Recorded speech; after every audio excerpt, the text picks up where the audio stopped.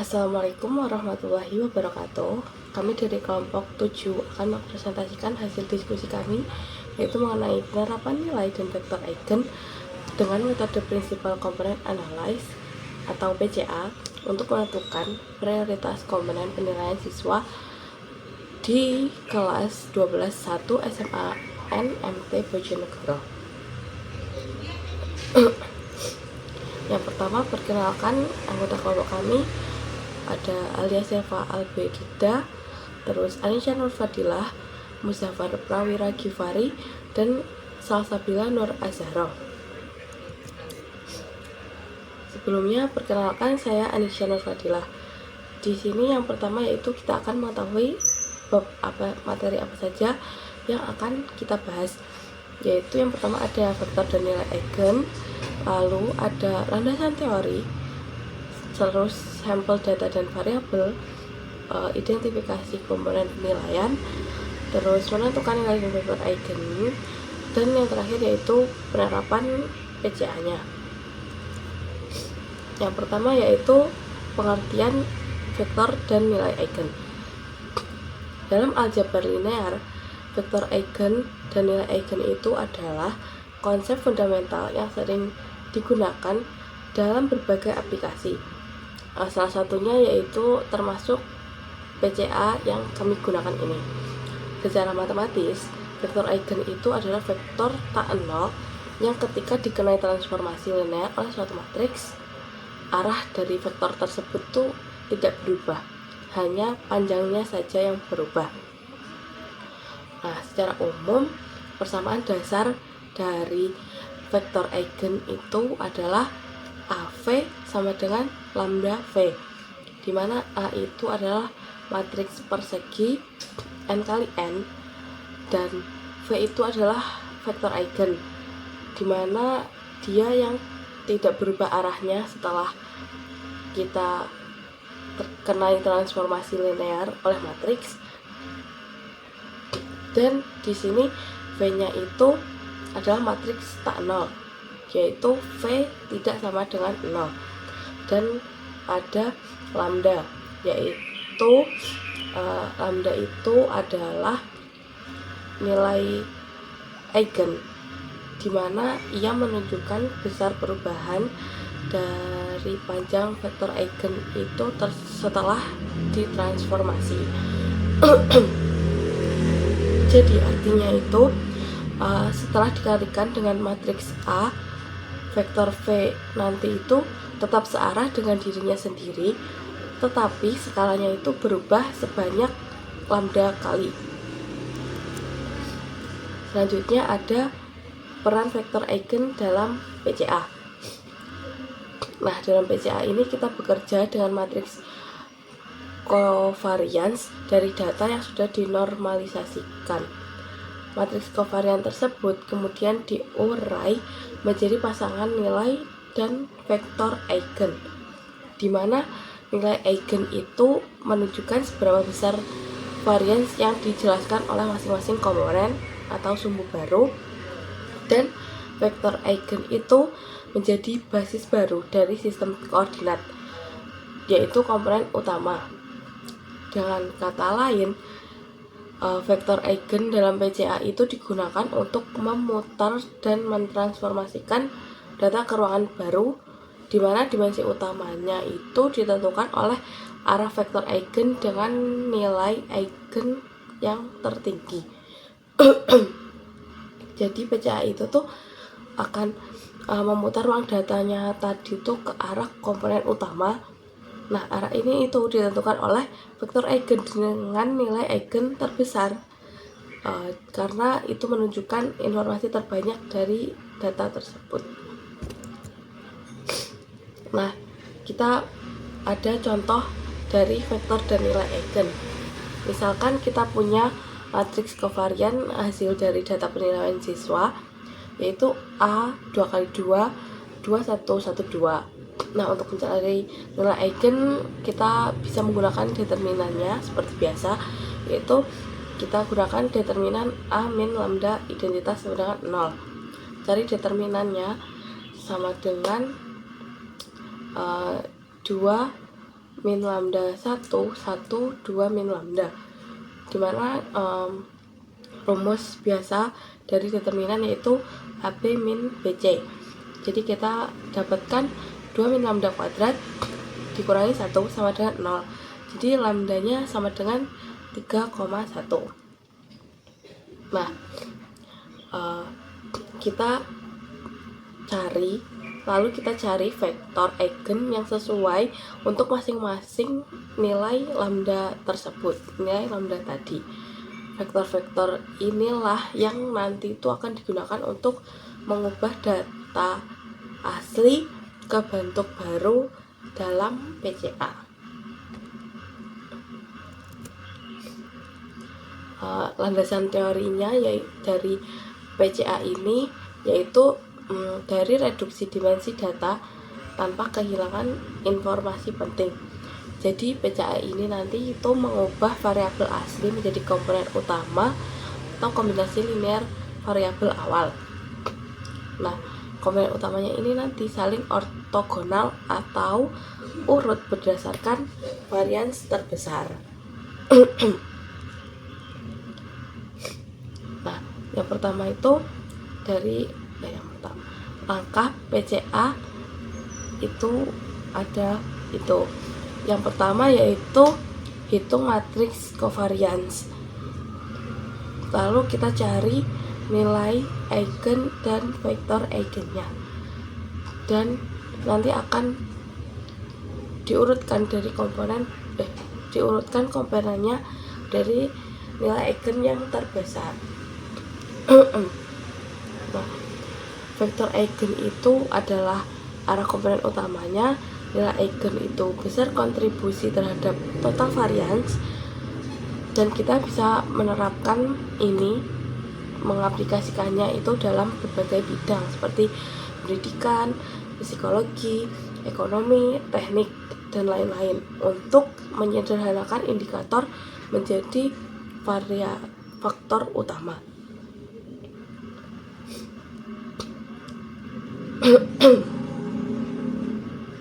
Lalu kita selanjutnya masuk ke sampel data dan variabel. Nah, sampel data yang kita gunakan adalah nilai matematika dari kelas 12.1 di SMA NMT Bojonegoro dengan variabel yang kita dapat yaitu ada beberapa. Yang pertama N1 yaitu nilai ulangan 1, lalu N2 nilai ulangan 2, terus PAS penilaian akhir semester, lalu ada PSAT yaitu penilaian sumatif akhir tahun, terus PSAJ penilaian sumatif akhir jenjang, R6 nilai rapotnya semester 6, dan yang terakhir ada PSAJ 1 penilaian sumatif raport akhir jenjang. Untuk pembahasan selanjutnya akan dilanjutkan oleh teman saya. Perkenalkan, saya Salsabila Nur Azahro. Di sini saya akan menjelaskan tentang subbab 3.1 yang berjudul mengidentifikasi komponen-komponen penilaian yang digunakan dalam evaluasi akademik siswa kelas 12.1 SMAN MT Bojonegoro. Komponen penilaian ada 7, yaitu yang pertama N1, nilai ulangan harian pertama, yang kedua N2 atau nilai ulangan harian kedua, PAS, yang ketiga ada PAS yaitu penilaian akhir semester, yang keempat PSAT, nilai sumatif akhir tahun, yang kelima ada PSAJ yaitu nilai sumatif akhir jenjang, yang keenam R6 atau nilai raport semester 6, yang ketujuh PSAJ.1 yaitu nilai sumatif raport akhir jenjang 1. Nilai PSAJ dan nilai PSAJ.1 biasanya digunakan untuk menilai kesiapan para siswa sebelum ujian, atau bisa digunakan juga untuk menilai kemampuan para siswa apakah sudah mampu atau belum untuk melanjutkan ke jenjang selanjutnya. Nah, ini semua mencakup penilaian jangka pendek dan penilaian hingga jangka panjang. yang membantu para guru dan sekolah untuk memahami perkembangan akademik siswa secara menyeluruh. Selanjutnya yaitu analisis kuantitatif terhadap komponen penilaian. Nah, di analisis ini kita menggunakan metode PAC atau prinsipal komponen analisis. Nah, metode ini biasanya digunakan untuk melihat mana komponen nilai yang paling berpengaruh terhadap nilai hasil akhir siswa. Nah, hasil ini juga penting untuk mengambil kebijakan penilaian ke depan agar fokus evaluasi bisa diarahkan ke komponen yang paling signifikan. Nah, dari analisis matrik ini, nilai dari hasil PAC masing-masing komponen tersebut diolah secara matematis dan diwakili dalam matriks, kemudian distandarisasi ke bentuk. Selanjutnya dilakukan analisis covariance dan perhitungan vektor eigen untuk menghitung kontribusi dan dominasi masing-masing komponen dalam membentuk performa siswa secara keseluruh. Nah, selanjutnya ada pengelompokan komponen. Nah, pengelompokan komponen ini ada tiga kategori besar. Yang pertama yaitu ada penilaian harian atau formatif, yang kedua penilaian akhir semester dan akhir tahun atau sumatif berkala, yang ketiga penilaian sumatif akhir jenjang atau PSA. Nah, yang pertama yaitu penilaian harian formatif, mengukur kecepatan materi secara bertahap dan berkelanjutan. Nilai ini diambil dari nilai ulangan kecil atau kuis yang diadakan, yang berfungsi untuk mengecek pemahaman para siswa sehari-harinya. Nah, N1, N2 itu nilai termasuk juga penilaian harian, karena N1 dan N2 adalah nilai ulangan harian. Kategori evaluasi harian, fungsinya yaitu menilai pemahaman siswa terhadap topik-topik tertentu selama pembelajaran. Nah, yang kedua, penilaian akhir semester dan akhir tahun atau sumatif berkala.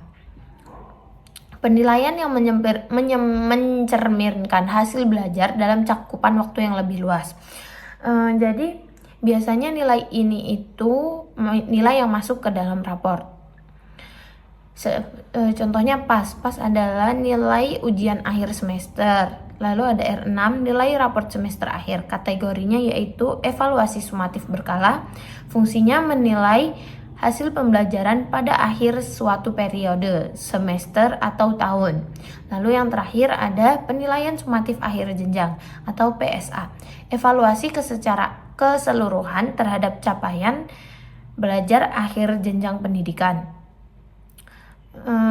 Yaitu ada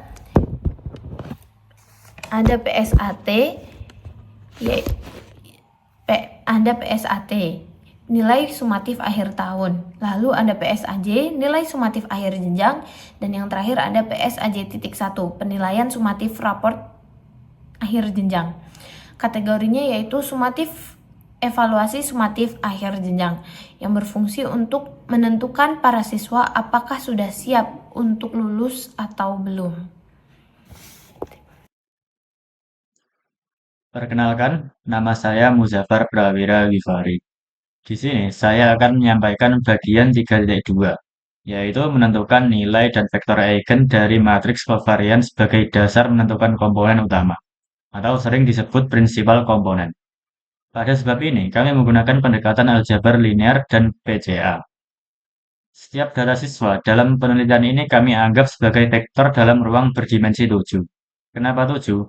Karena terdapat 7 komponen penilaian yaitu N1, N2, PAS, PSAT, PSAJ, R6, dan PSAJ-1. Tujuan dari PCA sendiri yaitu yang pertama, mencari arah atau basis baru di mana data tersebar paling besar. Yang kedua, mengubah data ke sistem koordinat baru berdasarkan arah tersebut. Yang terakhir, menyederhanakan data dengan mengurangi jumlah dimensi tanpa kehilangan informasi penting. Semua proses ini dilakukan melalui dekomposisi matriks covariance menggunakan nilai eigen dan faktor eigen. Kemudian di slide selanjutnya yaitu apa itu nilai dan vektor eigen dalam konteks PCA. Pertama, vektor eigen adalah arah atau basis baru dalam ruang data. Inilah yang kita sebut sebagai komponen utama. Sedangkan nilai eigen atau lambda menunjukkan seberapa besar informasi atau varians dari data yang tersebar ke arah vektor tersebut. Semakin besar nilai eigennya, semakin besar pula informasi yang bisa dijelaskan oleh arah itu. Jadi, dalam PCA kita mencari faktor eigen untuk menentukan arah terpenting dan nilai eigen untuk mengukur seberapa penting arah tersebut. Setelah dilakukan dekomposisi terhadap matriks kovarian data siswa, diperoleh 7 nilai eigen. Ini karena ada 7 komponen penilaian. Tabel ini menunjukkan hasilnya. PC1 memiliki nilai eigen 4,287 dan menyumbang 61,24% dari seluruh variasi data. PC2 menyumbang 18,61%. PC3 menyumbang 10,31%. PC4 hingga PC7 jika digabungkan menyumbang sisanya yaitu 9,84%. Total seluruh informasi yang bisa dijelaskan adalah 100%. Dari sini, kita bisa simpulkan bahwa komponen utama pertama PC1 adalah yang paling penting, karena menyimpan lebih dari separuh informasi dalam data. Jadi, kita akan fokus pada PC1 dalam analisis berikutnya.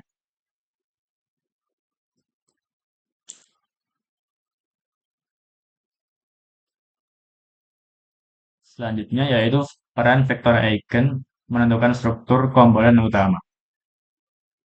Kita lihat isi dari vektor eigen PC1. Setiap komponen utama dibentuk dari kombinasi linear dari seluruh komponen penilaian siswa.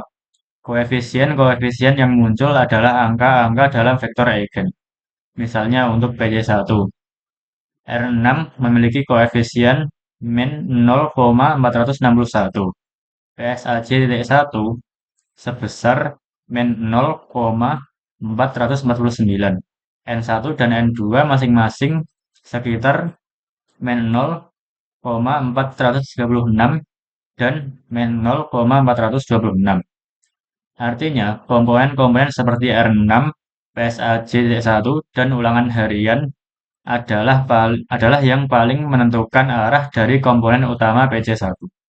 Semakin tinggi nilai siswa pada komponen-komponen ini, maka semakin besar juga posisinya dalam dimensi utama.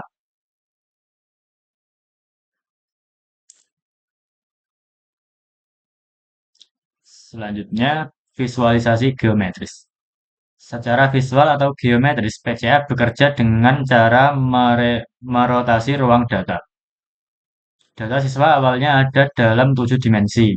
PCA akan mencari arah atau basis baru dengan menggunakan vektor eigen, lalu memproyeksikan data siswa ke arah vektor-vektor tersebut. Dari proyeksi ini akan dihasilkan nilai baru yang disebut skor komponen utama, atau skor PC. Skor inilah yang nantinya digunakan untuk menentukan mana siswa yang performanya lebih tinggi berdasarkan komponen paling penting. Jadi, secara keseluruhan proses PCA pada bagian ini membantu kita mengetahui arah atau kombinasi nilai mana yang paling berpengaruh terhadap performa siswa. Dengan fokus pada PC1, kita tahu bahwa rapor akhir, ulangan harian, dan penilaian akhir jenjang adalah komponen yang paling menentukan. Sekian dari saya.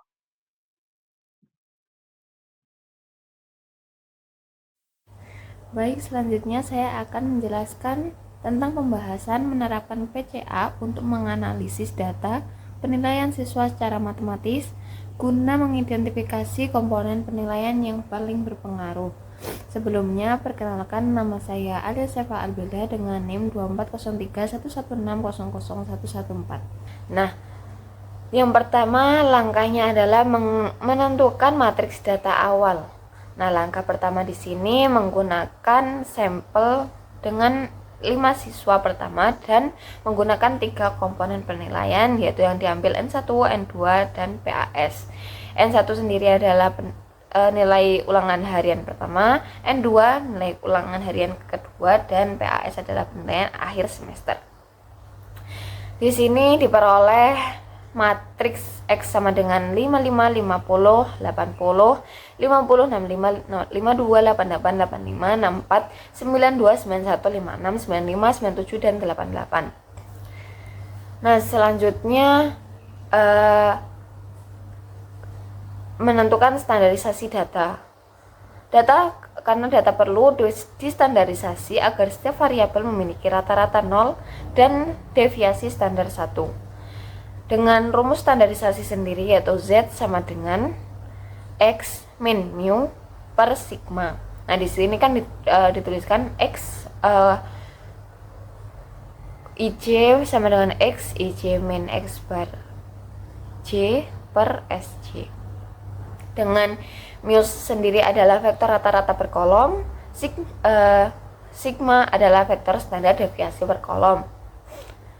Nah, hasil standarisasi ini menghasilkan matriks Z yang merepresentasikan data dalam skala yang seragam. Di sini diperoleh matriks berukuran 5x3.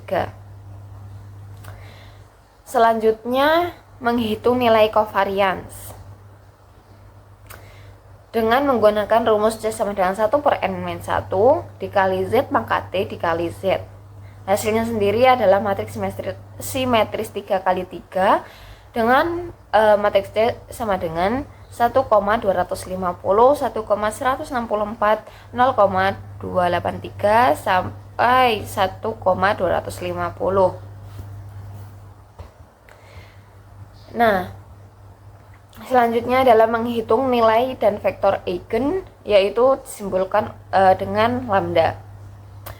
Untuk menemukan komponen utama atau prinsipal komponen sendiri, di sini mencari nilai eigen dan vektor eigen dari matriks C. Nah, di sini diperoleh lambda sama dengan 2,466, 0,066, dan 1,218. Dengan jumlah total varians yaitu 3,75. Maka dari kontribusi masing-masing proporsi varians yaitu PC1 diperoleh hampir sama dengan 65,76%, PC2 hampir sama dengan 1,76%, dan PC3 hampir sama dengan 32,48%. Nah, di sini vektor eigen akan membentuk basis baru dari ruang data. Nah, setiap kolom pada matriks V adalah satu komponen utama atau PC, dan diperoleh matriks V sama dengan 9,701, 0,711, negatif 0,052 sampai dengan 0,971. Nah, setiap kolom ini mewakili satu komponen utama, seperti yang saya katakan tadi. Nah, di sini artinya kolom pertama menghitung koefisien untuk N1, kolom kedua untuk N2, dan kolom ketiga untuk PAS. Nah, selanjutnya yaitu mentransformasi data ke ruang baru atau prinsipal komponen. Data siswa diproyeksikan ke ruang baru menggunakan rumus Y sama dengan Z kali V. Nah, di sini dimana Y adalah skor masing-masing siswa dalam sistem koordinat baru, yaitu PC1, PC2, dan PC3. Skor pada PC1 menjadi ukuran baru performa akademik yang dominan.